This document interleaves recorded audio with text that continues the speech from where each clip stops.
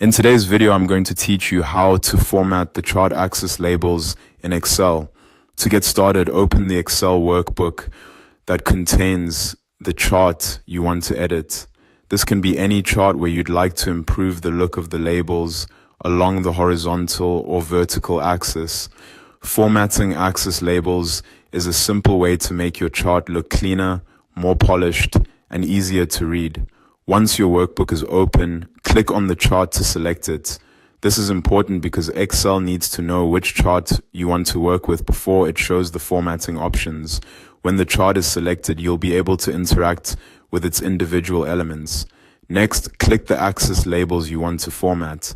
You can choose either the horizontal axis labels, usually along the bottom of the chart, or the vertical axis labels, which typically appear along the left side. Be sure you're selecting the labels themselves so Excel applies the changes to the correct part of the chart.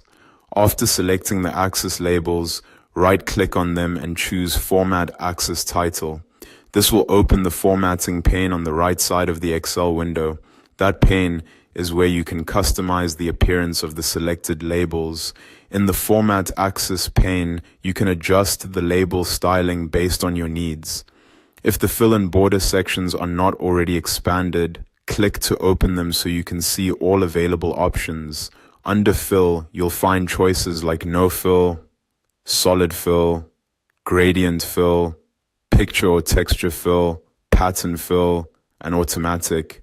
As you click each option, Excel will usually reveal additional settings related to that choice. For example, some options may let you adjust colors, transparency, or other visual details. Under border, you'll also have several options, including no line, solid line, gradient line, and automatic. Just like with fill, selecting one of these options often displays more settings you can fine-tune. This gives you flexibility to match the style of your chart to the rest of your worksheet or presentation.